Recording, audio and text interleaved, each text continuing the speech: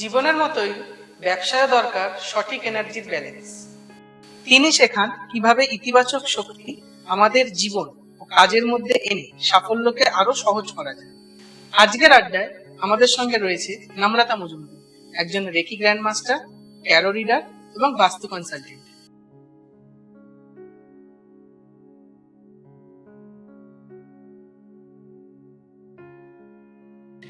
নমস্কার। আমি শুরু করার আগে একটু গুরু বন্দনা করে নেবো আর একটু মন্ত্র জাপ একদম। ওম গণ গণপতে নমঃ, ওম গণ গণপতে নমঃ, ওম গণ গণপতে নমঃ। গুরু ব্রহ্মা গুরু বিষ্ণু গুরুদেব মহেশ্বর, গুরু সাক্ষাৎ পরম ব্রহ্ম তস্मै শ্রী গুরুবে নমঃ। ওম নমঃ শিবায়, ওম নমঃ শিবায়, ওম নমঃ শিবায়। नमः पार्वती पते हर हर हर हर महादेव।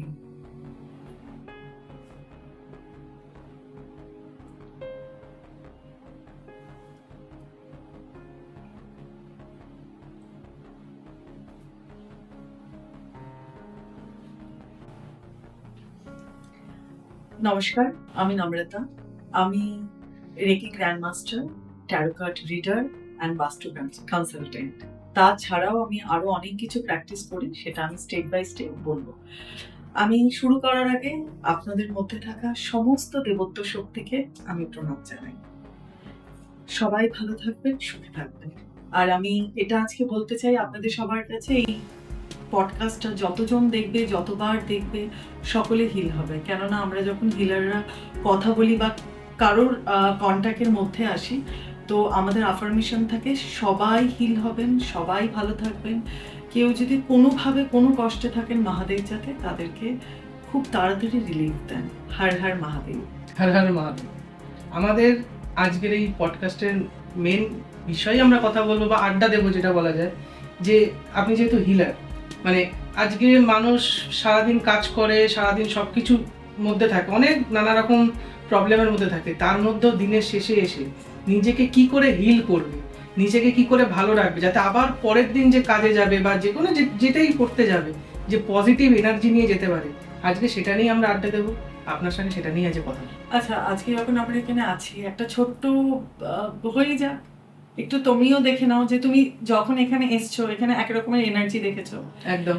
এবার শুরুটা করে আমি একটু হোয়াইট শাওয়ার করে, তোমরা মানে সবাই, কিছুই না, তোমরা যারা ক্যামেরাতে রয়েছেন এবং তুমি অলসো, একটু close your eyes and just visualise a white light universe থেকে এখানে শাওয়ার হচ্ছে।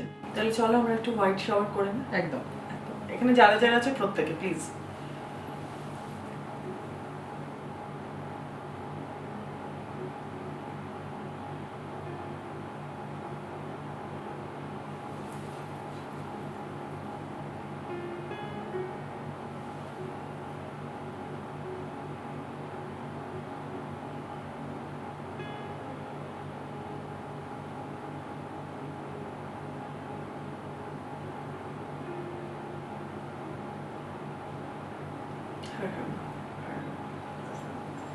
আমি একটু ক্ল্যাপ করি।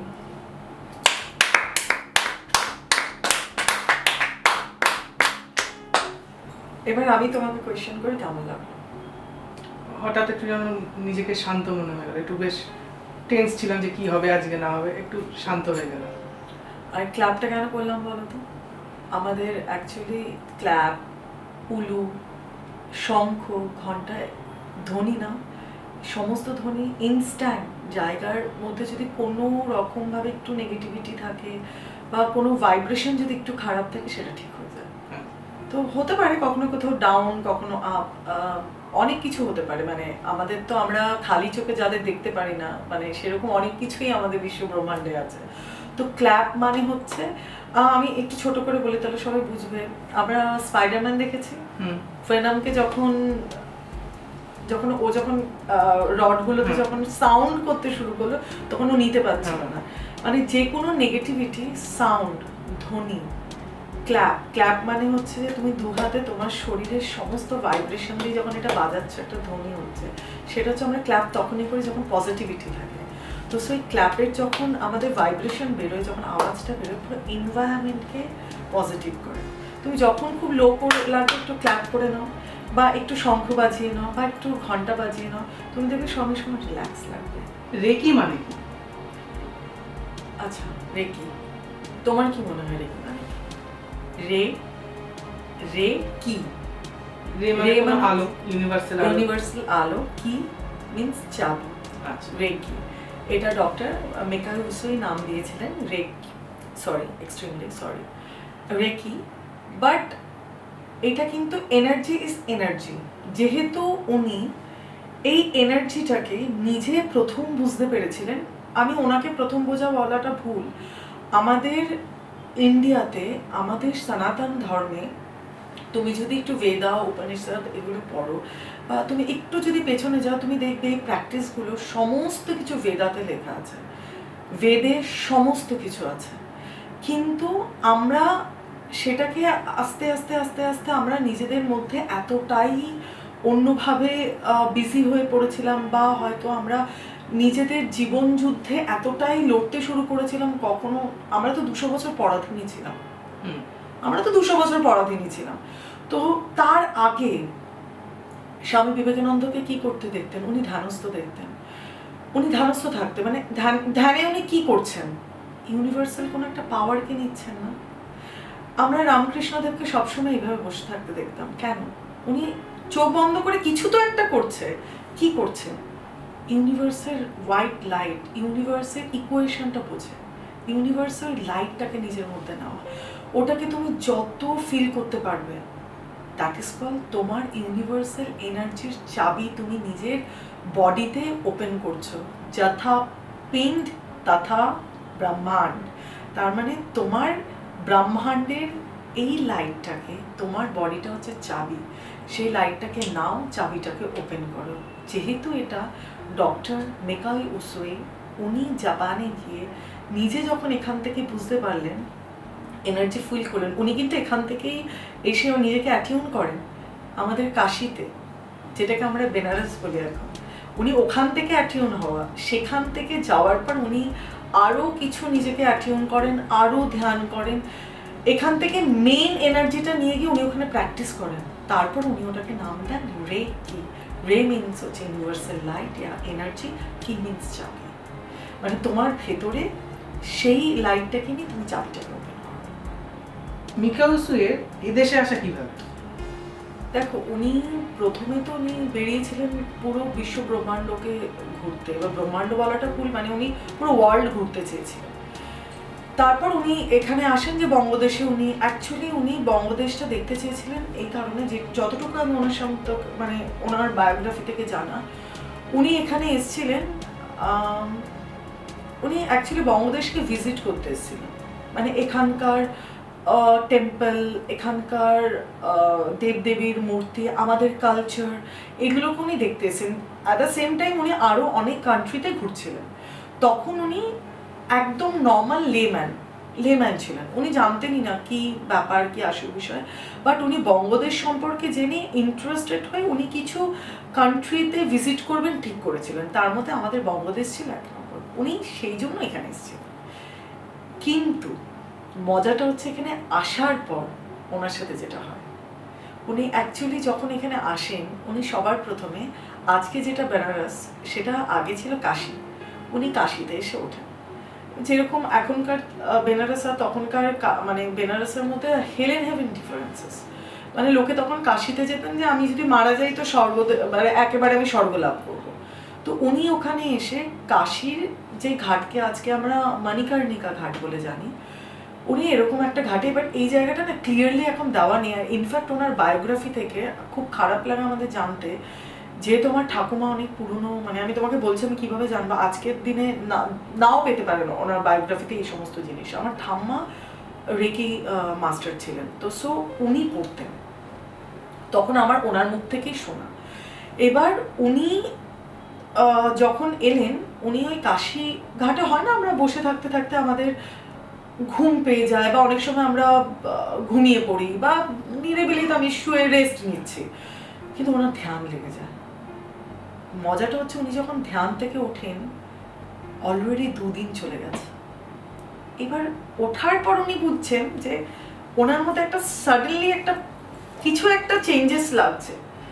তখন উনি মনে করেন যে এটা মেডিটেশন, কেননা আমাদের থেকে বাইরের দেশ অলওয়েজ, হ্যাঁ আমরা নিই ওরা নিয়েছে, ওরা মেডিটেশন অ্যান্ড অল জানে, কিন্তু আমি যদি এখন বলি যে বাইরের দেশে কিছু মানুষ আমাদের থেকে শিখে ওখানে নিয়ে গেছে, তাহলে আই এম নট রং।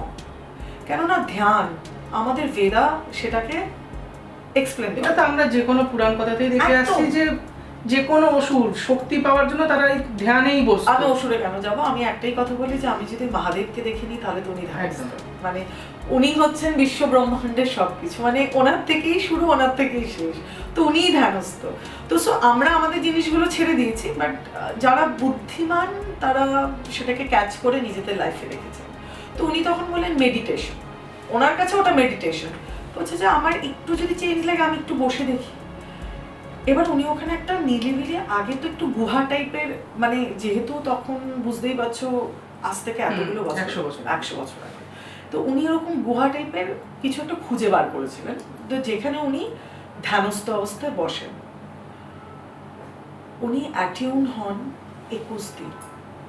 উনি তখন উনি ধ্যান থেকে ওঠেন যখন উনি আর পারছেন না, মানে জল না খেয়ে, খাওয়ার না খেয়ে, একটা অন্ধকার জায়গায় জাস্ট চোখটা বন্ধ করে কি ওনার ভেতরে চেঞ্জেস হয়েছে সেটা উনি দেখতে চেয়েছিলেন। এটা করতে করতে ওনার লাইফে 20টা দিন চলে যায়। 21 দিনের মাথায় উনি আর পারছেন না, যখন উনি দেখছেন যে আমি আর পারছি না, মানে আমার খিদে পেয়েছে, এবার আমার জল তেষ্টা পাচ্ছে, নয়তো আমি মরে যাব, তখন উনি চোখ খোলেন। তখন উনি জানতেন না যে উনি অলরেডি অ্যাটিউন। উনি কি করেন, উনি নেমে আসেন, গুহা থেকে বেরোতে গিয়ে উনি এতটাই, মানে ভাবো একভাবে ধ্যানস্থ অবস্থায় বসে থাকা, পায়ের কি অবস্থা হতে পারে, তুমি 2 ঘন্টা বসো, অবস্থা খারাপ। তো সেখানে 21টা দিন উনি না নিজে হাট, মানে ওপর থেকে নামতে গিয়ে উনি পড়ে যান, ওনার পা ভেঙে যায়। এবার যখন পা ভেঙে যায় ওনার অসম্ভব যন্ত্রণা হয়। এবার উনি ওই পাটায় এভাবে ধরে বসে উনি, মানে আমার কি হয় লাগলো, আমরা হাতে ইয়ে করে অটোমেটিকলি উনি দেখছেন মানে উইদিন 2 to 3 মিনিটস ওনার পায়ের ব্যথা কমে যায়, মানে উনি পা ভেঙে গেছিল সেটা ঠিক হয়ে যায়। এবার যখন এটা হয় ওনার সঙ্গে, তখন উনি অবাক হয়ে যায়, উনি ভাবছেন এটা কি হচ্ছে আমার সাথে। তারপর উনি ভাবেন যে তাহলে আমার ভাঙেনি, আমার একটু লেগেছে, এটা ভেবে উনি উঠে হাঁটতে শুরু করেন। উনি হাঁটতে হাঁটতে উনি খাওয়ার জল এটা খুঁজছেন। এবার কিছুটা যখন যায় উনি তখন গ্রামে আসেন, তখন তো সবটাই গ্রামে এসে দেখে এক জায়গায় খুব হইচই হচ্ছে, খুব লোকজন কান্নাকাটি করছে। উনি দেখেন একটা বাচ্চাকে সাপে কামড়েছে বা এরকম কিছু, আমার ঠিক মনে নেই, বাচ্চাটা মারা গেছে। এবার তার বাবা মা সবাই কাঁদছে, সবকিছু মানে ইয়ে হচ্ছে। তো উনি ওই কেওস দেখে উনি ওখানে যান, উনি জিজ্ঞেস করেন কি হয়েছে, তখন বলেন যে লং স্টোরি শর্ট করে যে বাচ্চাটা মারা গেছে। তো উনি হয় না আমরা হিউম্যান গ্রাউন্ড থেকে লোককে ইয়ে করে যে ঠিক আছে সান্ত্বনা দিই, আমরা সান্ত্বনা দিই যে ঠিক হয়ে যাবে, এই হয়ে যাবে। কি মনে হয়েছে, উনি বাচ্চাটার মাথায় হাত দিয়েছেন। বাচ্চাটার মাথায় হাত দেওয়ার পর বাচ্চাটা হট করে কিছুক্ষণের মধ্যে জেগে ওঠে, বাচ্চাটা প্রাণ শক্তি ফিরে পায়। এটা ওনার সব থেকে প্রথম উপলব্ধি, যেটা উনি ওনার পা থেকে বুঝতে পারেননি, যে উনি একটা ডেড বডিতে হাত দিয়েছেন। ইয়েস, যদি তোমার না যাওয়ার থাকে আর তুমি যদি মানে অহেতুক কারণে যদি তোমার কিছু একটা কি বলবো, একটা অন্য কারোর জন্য যদি তোমার প্রাণটা বেরিয়ে গিয়ে থাকে, বা অনেক সময় হয় আমাদের ডেথ ইয়ে থাকে একটা ভাইব্রেশন, একটা যেটা আমাদের ওই মুভিটাতে হয়েছিল, যেটা ফাইনাল ডেস্টিনেশন, হঠাৎ মানে ফাইনাল ডেস্টিনেশনে যেটা দেখিয়েছে, ইটস ট্রু, মৃত্যু কিন্তু এরকম প্যাটার্ন বানায়। এবার অনেক সময় হয় যে আমার জায়গায় অন্য কেউ চলে গেল, প্যাটার্নে ঢুকে যায়, তখন এরকম আনসার্টেন ডেথ হয়। আর অ্যাক্সিডেন্ট তো অ্যাক্সিডেন্টলি হয়। তো তখন বাচ্চাটা উঠে বসে আর উনি নিজেও ভয় পেয়ে যায়, হোয়াট ইজ দ্যাট, আমার সাথে হচ্ছেটা কি। তারপর উনি সঙ্গে সঙ্গে সেখান থেকে একটু নিজেকে ধাতস্থ করে উনি ফিরে যান ওনার দেশ জাপান। সেখানে গিয়ে উনি প্র্যাকটিস করে 1920-তে উনি রে কি, নিজে নাম দেয় রে অ্যান্ড কি। রে মানে হচ্ছে ইউনিভার্সাল রাইট, কি হচ্ছে চাবি, মানে তুমি নিজেকে চাবি দিয়ে অ্যাটিউন করো ওই লাইটটাকে নিয়ে। অ্যান্ড উনি সবার সামনে ওটাকে ইন্ট্রোডিউস করে রে কি নিয়ে। আর ওনার সবার প্রথমে শিষ্য বলো, ওনার স্টুডেন্ট বলো, ইয়া ওনার এনার্জি পার্টনার হিসেবে উনি ওনার ফ্যামিলিকে বেছে নেন, আর আশেপাশের কিছু বন্ধুদের নিয়ে, গুটি কয়েকজন মানুষকে নিয়ে উনি এটা ইন্ট্রোডিউস করেন 1920। তারপর তো পুরো ওয়ার্ল্ডে চলে যায়, ছড়িয়ে পড়েন। অ্যান্ড জাপানের ব্যাপার তো আমরা সবাই জানি, যে আমাদের মনে পড়লে আমাদের কি মনে হয়, জাপান সম্পর্কে আমরা কখনোই নেগেটিভ ভাবতে পারি না। অ্যান্ড আজ অব্দি সব থেকে মানে রেকি শুধু করলে হয় না, তার সব থেকে মূল যে প্র্যাকটিস হচ্ছে নিজেকে অ্যাটিউন করা। এই অ্যাটিউন নিয়ে যদি কিছু আরো বলো, মানে এটা কিভাবে নিজেকে অ্যাটিউন করব, মানে হোয়াট ইজ অ্যাটিউনমেন্ট, এটাই হ্যাঁ। জানতে চাইছি তো। হ্যাঁ, অ্যাটিউন মানে হচ্ছে নিজেকে রেগুলেট করা, আর সব থেকে সোজা ইংলিশ ওয়ার্ড হচ্ছে ডিসিপ্লিন। এবার দেখো, আমি তোমাকে একটা ছোট কথা বলি। আমি আজকে এইভাবে বসে আছি, আমাকে তুমি স্ট্রেট বসে থাকতে দেখছো, আজ থেকে কিছু বছর আগে যদি তুমি দেখতে নিয়েছি, আমার হাত নড়ছে, হাত চুলকাচ্ছি, এইটা বা এইভাবে দেখবো আমরা বসি, এইরকম হয়ে বসি, এসব করি। এটা হচ্ছে আমাদের বডি ইনডিসিপ্লিন। আমরা যখন ধ্যান করি, সবার প্রথমে তুমি চোখ বন্ধ করে একটু বসো, এখানে ইচিং হচ্ছে, ওখানে ইচিং হচ্ছে, মাথা চুলকাচ্ছে, ভাল লাগছে না, কত পুরনো কথা মনে পড়ছে, বডি তোমাকে সব সময় আটকাবে, যে বডি আমাকে আমার মতো থাকতে দে, আমি রিল্যাক্স মুডে আছি। যখনই এই বডিটাকে তুমি জাপটে ধরে বলবে যে না, তোকে এখানে বসে থাকতে হবে, কোনো কিছু চুলকাচ্ছে না, আর চোখটা বন্ধ করে স্ট্রেট বসবে, অ্যাট আ সার্টেন টাইমের পর তোমার বডি সেটাই প্র্যাকটিসিং। আজকে আমি সেম ভাবে একইভাবে তোমাকে ঘন্টার পর ঘন্টা, এখানে যদি 8 ঘন্টাও বসে রাখো আমি বুঝতে পারবো এইভাবে, আমি না এরকম হবো না, আমি এরকম হবো, কারণ আমার বডিকে এটা নিয়ে অ্যাটিউন করেছে, মানে আমার বডিকে আমি ডিসিপ্লিন করেছি।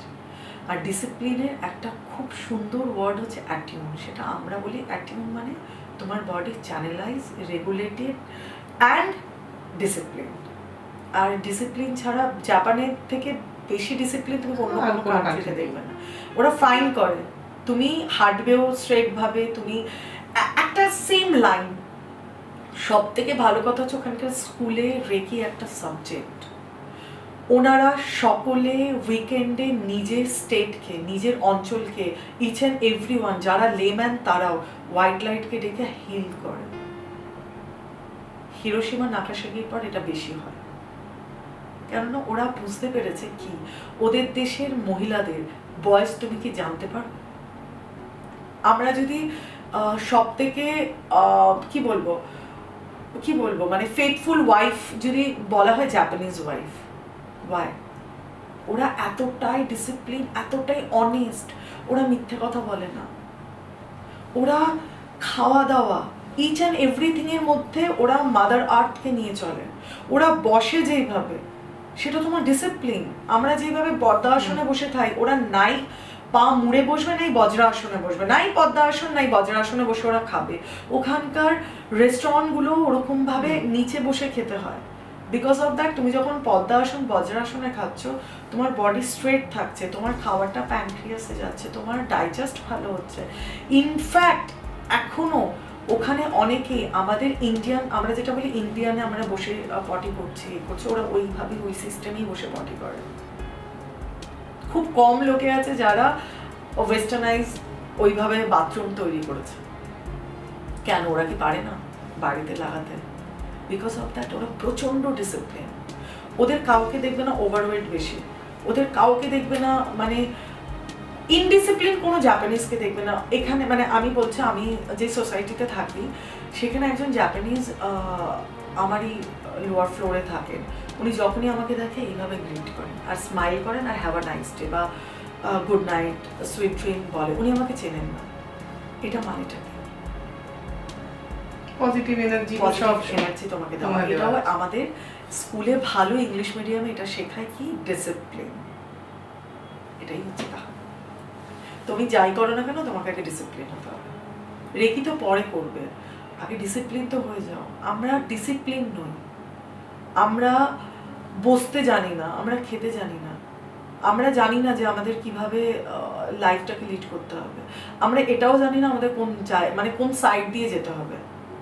আমরা কিছুই জানি না, কেন আমরা ফোনটাতে এত বেশি বিজি যে আমাদের লাইফ থেকে না ডিসিপ্লিন চলে গেছে। আর এখন তো আর মেডিটেশনের দ্বারা হিলিং প্রসেস আপনিও যদি এক্সপিরিয়েন্স করতে চান, নম্রতাদির সঙ্গে যোগাযোগ করুন। সব ডিটেলস ডেসক্রিপশন বক্সে দেওয়া রয়েছে। আড্ডা তো আড্ডার মতো চলতেই থাকছে। স্বপ্নকে সত্যি করার পথে নিজেকে সাক্ষী রাখতে আমাদের ভিডিওগুলোকে লাইক, কমেন্ট ও শেয়ার করবেন। আর হ্যাঁ, কাপে ভরা স্বপ্নের আড্ডাকে সাবস্ক্রাইব করতে ভুলবেন না। নতুন গল্প, নতুন মুখ আর নতুন প্রেরণার সঙ্গে সাক্ষী থাকবেন।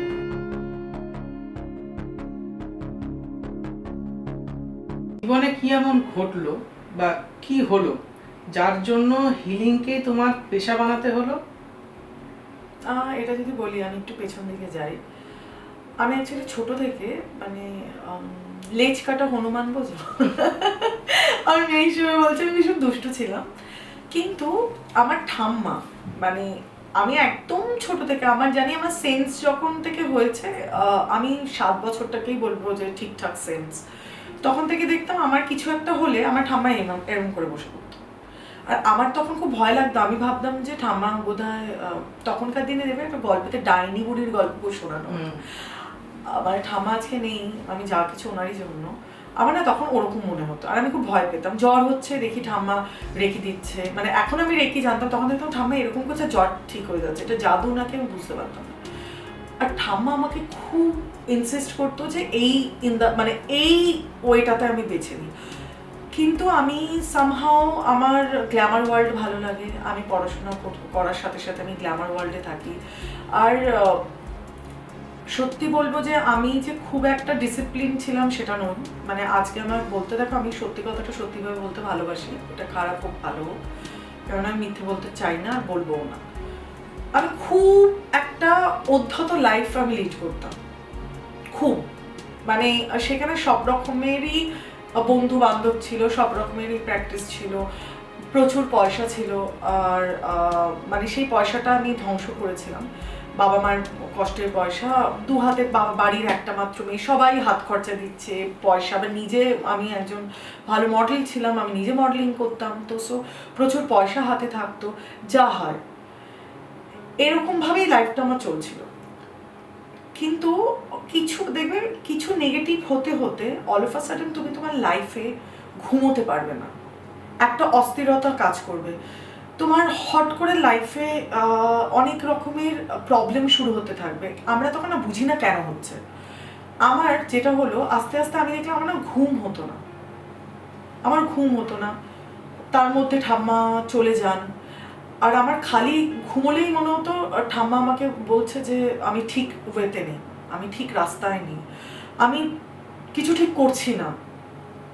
তার মধ্যে অনেক কিছু আমার ওই সময় দাঁড়িয়ে আমি খুব আমার কিছু পার্সোনাল লাইফে কিছু প্রবলেম হয়। মানে আমার যিনি এখন আমার হাজব্যান্ড, উনি তখন আমার বয়ফ্রেন্ড ছিলেন, সেখানে আমার খুব বাজেভাবে ওনার সাথে আমার ঝামেলা হয়।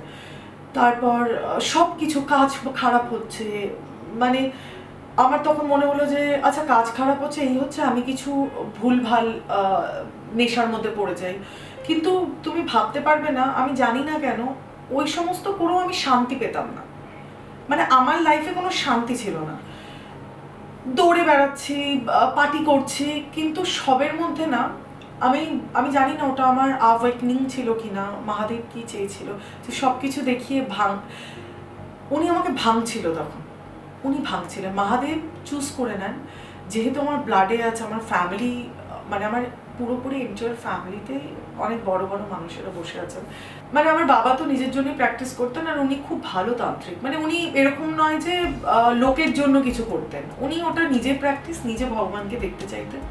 বাট আমি সামহাও আমার কিছু লাইফস্টাইলের জন্য আমি একটা ব্যাড ইয়েতে চলে যাই। মানে আমি এটা বলবো না দেখো যারা মডেলিং করছে সবাই খারাপ, আমি একটা খারাপ গ্রুপের মধ্যে পড়ে যাই।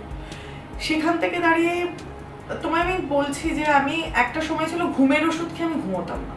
মানে আমি ঘুমের ওষুধ খাচ্ছি, হয়তো 3-4টে খেয়ে নিয়েছি হালকা পাওয়ারের, ডক্টরকে মানে আমি তখন সাইকোলজিস্টের কাছে যেতাম নিজে কনসাল্ট করতে যে আমি কেন ঘুমোতে পারছি না, আমার কেন ফিয়ার লাগছে।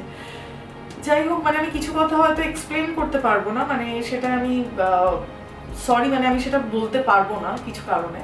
তো সো সেখান থেকে দাঁড়িয়ে আমি একটা এমন সময় চলে গেছি, মানে পয়সা দেখো, আজকে আমি একটা কথা শিখেছি, আমি এটা বলি, মা লক্ষ্মী আসেন, তাকে ধরে রাখতে হয়। তুমি যেইভাবে পয়সা নষ্ট করবে তোমার এই লাইফে ঠিক সেইটুকু যতটা নষ্ট করবে ততটা তুমি কষ্টে থাকবে। মানে আমি আমার দর্শকদের উদ্দেশ্যেও বলবো যে এটা আমার আপনাদের কাছে হাত জোর করে অনুরোধ, আর যাই করুন পয়সা নষ্ট করবেন না, আর যাই করুন নেগেটিভ লাইফস্টাইলে যাবেন না, আর যাই করুন নেশাকে নিজের লাইফে আনবেন না। সেটার জন্য একটা লাইফ কেন, একটা ফ্যামিলি অব্দি ডিস্ট্রয় হয়। যেটা বলছিলাম, আমি তারপর আমার মনে হলো যে একটা সময় আমি এরকম অনেক কিছু দেখতে শুরু করি, নানা রকম মাল্টিপল রিলিজিয়নের আমার কাছে, তখন ইউটিউব আর ইন দ্য মোমেন্টে তোমার লকডাউন ছিল, তখন তো কিছু করার ছিল না। এইবার আমি মাল্টিপল জিনিস, এবার একা, আমার বাবা মা বম্বে থেকে আসতে পারেনি, আমি এখানে একা, কেউ আশেপাশে নেই, কেউ কারো, তখন তো জানো হ্যালো অব্দি মানে হাঁচি দিলেও ক্রাইম। আমি না তখন না পড়তে শুরু করলাম কিছু, আমি সমস্ত রিলিজিয়নের বই পড়েছি, আমি পড়তে শুরু করলাম, আমি দেখতে শুরু করলাম। এবার আমি ইউটিউব, তখন ইউটিউবে হচ্ছে, আমি একটা জায়গায় দেখলাম কিছু মানুষ ধ্যান করে, আমি দেখলাম যে একজন ধ্যান করাচ্ছে, ঠিক আছে ধ্যান করাচ্ছে, প্রথম দিন বসেছি, ধুর বাবা কিছু হয় না, বললাম যে ওই প্র্যাকটিস নেই। তারপরে ধ্যানটা করতে শুরু করলাম, আমি যখন ধ্যান করতে শুরু করলাম আমি ভাঙতে শুরু করলাম। একদিন হলো না, দুদিন হলো না, ইনফ্যাক্ট আমার আমার নিজের না সমস্ত নেগেটিভ জিনিসগুলো আমি দেখতে পাচ্ছি। মানে ধ্যান মানে হচ্ছে তোমার নিজের সাথে নিজেরকে পরিচয় হওয়া, মানে ধ্যান তোমাকে দেখিয়ে দেবে তুমি কোথায় ভুল। এটা সবাই নিতে পারে না, আমিও নিতে পারিনি। আমার তখন আমি ছেড়ে দিলাম, ধুর বাবা কি দেখাচ্ছে, মানে আমরা কেউই আমাদের নেগেটিভিটিটাকে আমরা অ্যাকসেপ্ট করি না। অবশ্যই নিজের খারাপ কে দেখতে চায়, নেভার। মানে তুমি আজকে যদি আমি তোমাকে বলি, আমি এটা তোমাকে ছোট কথাই বলছি যে এই তুমি অফিসে ঠিক টাইমে যাও, মানে তুমি বলার কি? আমরা প্রথমে আমাদের মাথায় আসে কে ভাই তুমি, কেন আমাকে বলছো আমি টাইমে যাই আর না যাই। আমি তো টাইমের মূল্যটাই দিতাম না। তোমার তো ডিসিপ্লিন পরে আসবে, প্রথম ডিসিপ্লিনের ফার্স্ট হচ্ছে সময়কে প্রাধান্য দেওয়া, সেটাই দিতাম না। আমার মনে হলো ধুর বাবা আমি তাহলে আমার কি সব দেখছি, কিছুতেই অ্যাকসেপ্ট করলাম না। হ্যাঁ আমি নেশা করছি, খারাপ, আমি বিকেলবেলা ঘুম থেকে উঠছি, খারাপ, আমি যে গ্রুপের সাথে ঘুরছি, খারাপ, আমি যেভাবে কথা বলছি, খারাপ, আমি যেভাবে মানুষের সাথে চলছি, খারাপ। আমি অ্যাকসেপ্ট করলাম না, আমি ছেড়ে দিলাম। আবার ওই পয়সা যা হয় চলে গেলাম, ধুর বাবা ধ্যান করতে করতে মনে হলো কি দেখলাম, এই যে ডিস্টার্বটা হচ্ছে, মানে তুমি নিজের সাথে তো নিজেকে দেখছো না, এবার তুমি এটাকে চেঞ্জ করো। চেঞ্জ না করে আমার যেহেতু কোনো গাইডেন্স ছিল না, আমি কি করলাম, আবার বেরিয়ে চলে গেলাম, গিয়ে আবার পার্টি করছি, আবার পয়সা নষ্ট করছি। এটা করতে করতে একটা সময় এমন এলো আমার বাড়ির লোক ফেড আপ, মানে আমার বাড়ির লোক মানে কিছু একটা ব্যাপারে খুব ফেড আপ হয়ে গেল, আমাকে ছেড়ে দিলেন নিজের মতো। মানে স্বাভাবিক, আমার বাড়ি এমন একটা জায়গা থেকে কখনো তোমাকে ফ্রিডমে আটকায়নি। আমাদের বাড়িতে আমার দাদু বলতেন মেয়েরা ততদিন স্বাধীন নয় যতদিন তারা নিজের পায়ে দাঁড়ান। সেই কথাটা বলেছিলেন আমার ছোট পিসিমণিকে তার ছোটবেলায়। এবার বোঝো আমি 34 ইয়ার্স ওল্ড, তাহলে তিনি এখন কতটা আগে উনি এইরকম মডার্ন খেয়ালাতে ছিলেন। আমি কি করলাম, আমার বাড়ির লোক বললো যে, এবার আমার বাড়ির লোক সবসময় এটা করতেন না, আমার বাবা মা বা আমার এন্টায়ার ফ্যামিলি থেকে শেখো, তোমাকে মারবে না, ধরবে না, কিচ্ছু বলবে না, just cold shoulder, let it be.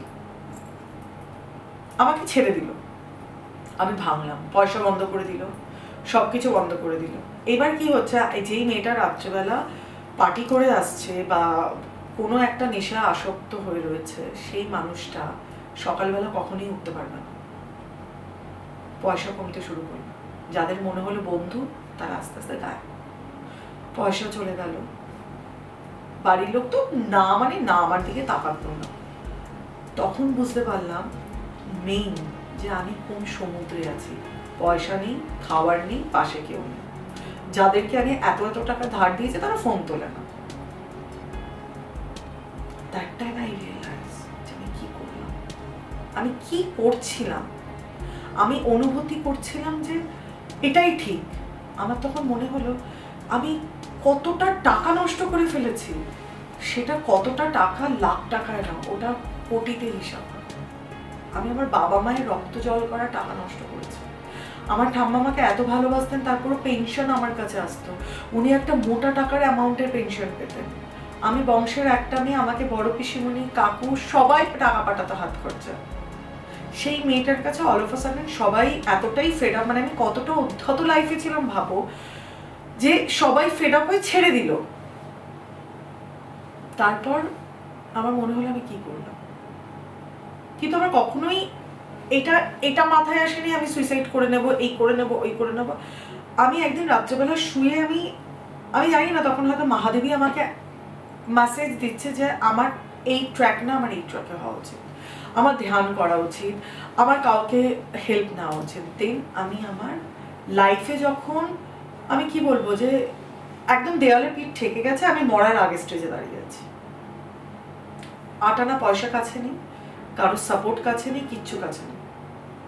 আমার একটি ফ্রেন্ড আমাকে সাপোর্ট করেন। দেন সেখান থেকে দাঁড়িয়ে আমি বুঝি যে না, আমি প্রচন্ড ভুল আর নেগেটিভ নিজেকে অ্যাকসেপ্ট করতে শুরু করলাম। ইয়েস, আই ওয়াজ রং। দেন আমি আমার গুরু, মানে আমি এরকম ইউটিউব দেখতে দেখতে, মানে যার থেকে আমি অ্যাটিউন হই, যার থেকে আমি আজকে এখানে বসে আছি, যার থেকে আমার শেখা, ওনার ভিডিও দেখতে শুরু করি। দেখতে দেখতে দেখতে দেখতে কিছু কিছু জিনিস আমি প্র্যাকটিস করি। প্র্যাকটিস করতে করতে মিরাকেল আমি দেখতে পাই। মানে সেই মিরাকেলটা এমন দেখতে পাই, মানে আমি না নিজেও ভাবতাম যে কি, মানে যেরকম হচ্ছে যে কোথাও একটা ব্যথা হচ্ছে, ওনার কিছু ভিডিও ছিল, সেটা দেখে দেখে এরকম ভিজুয়ালাইজ করতে, ধ্যান করতে শুরু করতে করতে করতে করতে একদিন আমি দেখি যে আমার ধ্যানটা 1 ঘন্টা ক্রস করছে। তারপর আমি যেরকম দেখছি উনি হাত ঘষে কোথাও একটা দাও, আমার হাতে একটা প্রবলেম হয়েছিল, তো আমার মনে হলো যে এটা ওষুধে যাচ্ছে না, আমি সেখানে দেওয়া আরম্ভ করলাম। উইদিন 10 days দেখলাম ওটা শুকিয়ে গিয়ে ঠিক হয়ে গেল। আমার প্রত্যেক শীতে এখানে একটা প্রবলেম হতো হাতের, মানে একদম খারাপ হয়ে যেত হাতটা, কোনো কিছু ঠিক হয়নি। আর আমি ঠিক করে তখন ডক্টরও দেখাতাম না, ওই হিল করতে শুরু করলাম, ম্যাজিক ঠিক হচ্ছে। তারপর কিছু মানে বলে না যে জলে বলো, এখানে বলো, ওখানে বলো, মানে তখন যেটা দেখছি, মানে বলে না মানুষ মরার আগে এসব করে, মানে যা দেখছি সেটাই আমার, মানে ইটস লাইক এবার আমাকে বাঁচতে হবে, মানে সব শেষ, বাবা মা বলেছে শোনোনি, একদম নেগেটিভিটি লাইফে চলে এসেছে, এবার আমাকে বাঁচতে হবে, যা দেখছি সেটাই করছে। কিন্তু সত্যি বলছি, যারা আমার প্রফেশনে আছে, দে আর মাই কলিগস আর দে আর রেসপেক্টেড। তো সো কিছু কিছু মানুষের কথা সত্যিই ঠিক, জলে করে, এই করে, এটা করতে করতে তখন আমার মনে হলো না আমি প্র্যাকটিসটা করবো, আমি শিখবো। আর যখন শিখতে শুরু করলাম, স্কাইজ দ্য লিমিট। আর আজকে আমি তোমার কাছে বসে আছি। তো সো ইয়েস, নেগেটিভিটি থেকে বেরো, এটা লাইফ নয়, ডিস্কে গিয়ে নাচাটা লাইফ নয়, সরি আমাকে অনেকে হয়তো গালি দেবে, সিগারেট খাওয়াটা লাইফ নয়, নেশা করাটা লাইফ নয়, না। আমাকে অনেকেই হয়তো বাজে বলবে, অনেকেই বলবে, কেননা আমার যারা দর্শকরা দেখছেন, যারা করছেন বা যারা করছেন না, তাদের থেকে অনেক ভয়ঙ্কর এন্টারটেনমেন্ট, অনেক ভয়ঙ্কর পার্টি আমি করে এসেছি। সমস্ত কিছু করে আজকে যদি আমি এখানে বসে থাকি, আজকে যদি আমাকে এখন বলো যে নম্রতা দি তোমার হবি কি, আমি বলবো ধ্যান। মেডিটেশনের দ্বারা হিলিং প্রসেস আপনিও যদি এক্সপিরিয়েন্স করতে চান, নম্রতা দির সঙ্গে যোগাযোগ করুন। সব ডিটেলস ডেসক্রিপশন বক্সে দেওয়া রয়েছে। প্রথম পর্বের অতিথি ছিলেন শান্ত মুখোপাধ্যায়, যার ব্যবসার গল্প সত্যিই অনুপ্রেরণা। গল্পটা জানতে চাইলে এখনই আই বাটনে ক্লিক করুন অথবা ভিডিওর ডেসক্রিপশন বক্সে দেওয়া লিংকে দেখুন।